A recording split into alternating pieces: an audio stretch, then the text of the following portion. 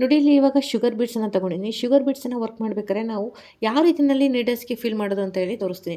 ನೋಡಿ ಇವಾಗ ನಾವು ಒಂದೊಂದನ್ನೇ ತೊಗೊಂಡು ಇವಾಗ ನೋಡಿ ಈ ಥರ ಒಂದೊಂದನ್ನೇ ತೊಗೊಂಡು ನಾವು ಫಿಲ್ ಮಾಡ್ಕೊತಾ ಕೂತ್ಕೊಬೇಕಾಗುತ್ತೆ. ಶುಗರ್ ಬೀಡ್ಸ್ ಆಗಲಿ, ಶುಗರ್ ಬೀಡ್ಸನ್ನು ನಮ್ಮ ಹ್ಯಾಂಡಿಗೆ ಈ ಥರ ಹಾಕ್ಕೊಳ್ಳಿ. ಶುಗರ್ ಬೀಡ್ಸನ್ನು ಈಗ ಹಾಕ್ಕೊಂಡು ಈ ಥರ ಹಾಕ್ಕೊಂಡು ನಮಗೆ ಎಷ್ಟು ಬೇಕಷ್ಟು ಶುಗರ್ ಬೀಡ್ಸನ್ನು ನಾವು ಈ ಥರ ಫಿಲ್ ಮಾಡ್ಕೊಬೇಕಾಗುತ್ತೆ. ನೋಡಿ ನೋಡಿ ಈ ಥರ ಫಿಲ್ ಮಾಡ್ಕೊಬೇಕು.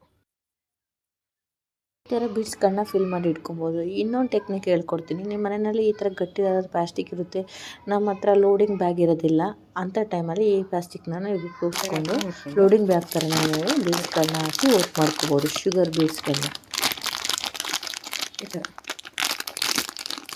ಈ ಥರ ಮಾಡಬೇಕಾಗುತ್ತೆ. ನೋಡಿ ಈ ಥರ ಬ್ಯಾಗನ್ನು ಈ ಥರ ಮಾಡಿಕೊಂಡು ನಮ್ಮ ಹತ್ರ ಇರುವಂಥ ಶುಗರ್ ಬೀಡ್ಸ್ಗಳನ್ನ ನೋಡಿ ಈ ಥರ ಶುಗರ್ ಬೀಡ್ಸ್ಗಳನ್ನ ಈ ಥರ ಹಾಕೋಣ.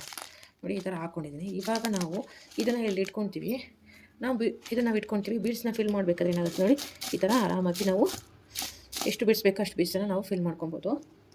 ಇದನ್ನೊಂದರಲ್ಲಿ ನಾವು ಫಿಲ್ ಮಾಡಿಕೊಂಡು ನೋಡಿ ಇದನ್ನು ನಾವು ಅಷ್ಟೇ ಇದರಲ್ಲೂ ಎಷ್ಟು ಬೇಕು ನೋಡಿ ಈ ಥರ ನಮಗೆ ಎಷ್ಟು ಬೀಡ್ಸ್ಗಳು ಬೇಕೋ ಅಷ್ಟು ಬೀಡ್ಸ್ಗಳನ್ನ ನಾವು ಆರಾಮಾಗಿ ಫಿಲ್ ಮಾಡಿ ಇಟ್ಕೊಬೋದು. ಸೊ ಈ ಥರ ನೀವು ಯೂಸ್ ಮಾಡ್ಕೊಳ್ಳಿ.